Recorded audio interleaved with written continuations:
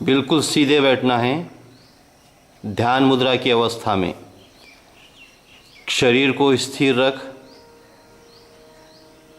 अपनी ही सांसों पे कंसंट्रेशन, ध्यान। अंदर जाती हुई सांस, बाहर निकलती हुई सांस, पूरी एकाग्रता से इन सांसों को देखते रहेंगे लगातार। शरीर का कोई पार्ट हिलेगा नहीं, पूरी स्थिरता से देखते रहो अपनी ही सांसों को, जिसके कारण हम जीवित हैं।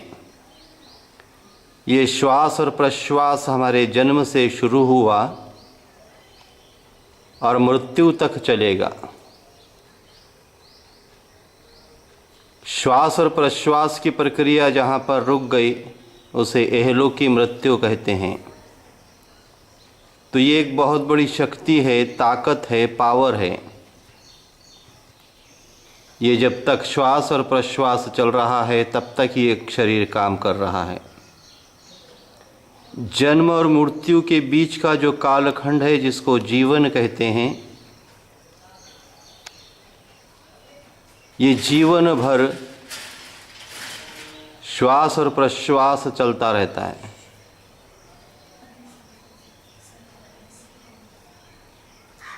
देखते रहो अपनी ही सांसों को, अंदर जाती हुई सांस, बाहर निकलती हुई सांस।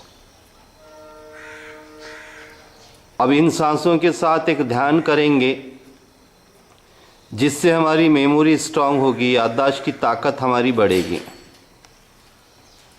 देखते रहो अपनी ही सांसों को। उसी के साथ हम सुबह से अभी तक के समय को रिपीट करेंगे, रिमाइंड करेंगे। सुबह से अभी तक के समय को देखते रहो। सुबह हमने कितने बजे उठा है, उसके बाद हमने जो जो प्रक्रिया की है, हमने जो जो बोला है, हमने जो जो कहा है।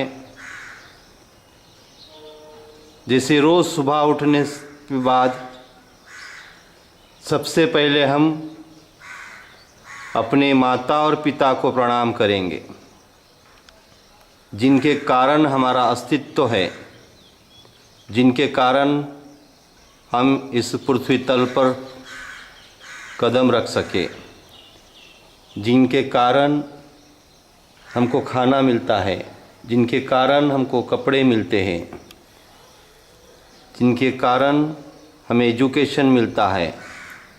और इस संस्कार शिविर तक भी उन्हीं के कारण हम पहुंच पाए, अपने माँ बाप। माँ बाप हमारे जीवन का बहुत महत्वपूर्ण घटक है। ये ध्यान रहे कि माँ बाप के बिना हमारा अस्तित्व अर्ध अधूरा है। इसीलिए सबसे पहले हम अपने माँ बाप को प्रणाम करेंगे, नमस्कार करेंगे, अपनी अपनी परंपराओं के अनुसार। सलाम कहो, आदाब कहो, प्रणाम कहो या पैर छूना कहो। उसके बाद जो संस्कार देते हैं गुरुजन, अंधकार से हमें ज्ञान का प्रकाश देने वाला अस्तित्व, जिसे हम गुरु कहते हैं, उस्ताद कहते हैं, शिक्षक कहते हैं, टीचर कहते हैं। तो हमारे जीवन का दूसरा महत्व का घटक हमारे गुरुजन, जिनसे हम ज्ञान की प्राप्ति करते हैं। बिना ज्ञान जीवन अधूरा है, उत्कर्षों तक हम नहीं पहुंच सकते। तो इसीलिए हम अपने गुरुजनों का बहुत आदर करेंगे, हर बार उनको प्रणाम करेंगे। वो दिए हुए संस्कार को हम अपने जीवन में उतारेंगे और अपने जीवन को सफल बनाएंगे। हमारे माँ बाप, हमारे गुरुजन हमारे जीवन के बहुत बड़े दो आधार स्तंभ, इनका आदर करना हमें ज़रूरी है। और हम मानव जाति को जन्म लिया है, तो मानव जाति और मानवोत्तर जाति की रक्षा में, उनके सम्मान में, उनके उत्कर्ष में हमारा हाथ, हमारी सोच, हमारे विचार लगेंगे। उसके बाद जिस राष्ट्र में हमने जन्म लिया है, माँ भारती की गोद में हमने जन्म लिया है, उस माँ भारती के कई ऋण हम पर हैं।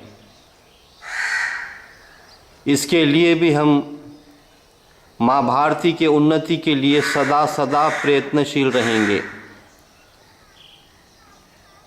और इस माँ भारती की ये विशेषता है, भारत देश की ये विशेषता है, अनेक भाषाएं, अनेक परंपराएं, अनेक संस्कृतियां, अनेक जाति, अनेक पंथ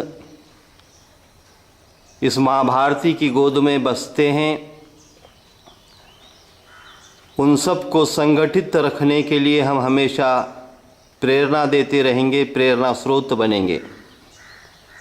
हम एक हो, हम नेक हो, ये विचार हमेशा हम प्रचार और प्रसारित करेंगे।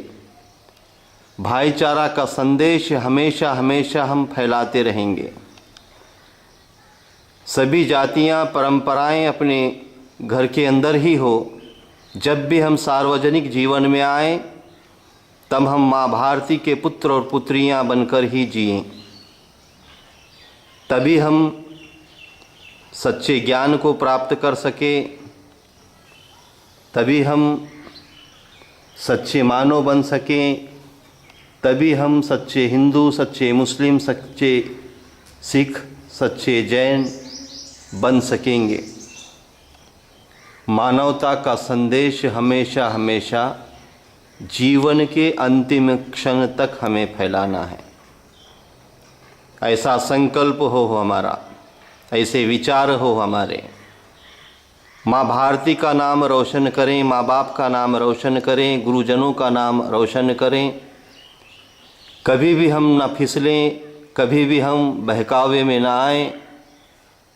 इतने मजबूत हमारे मन हो, इतनी मजबूत हमारी सोच हो, इतने मजबूत हमारे विचार हो कि जिससे हमारे परिवार का, हमारे घर का, हमारे माँ बाप का और हमारे गांव का और हमारे राष्ट्र का नाम सारे जगत में हो। यही भाव और यही संकल्प आप सबको प्रेरणा देते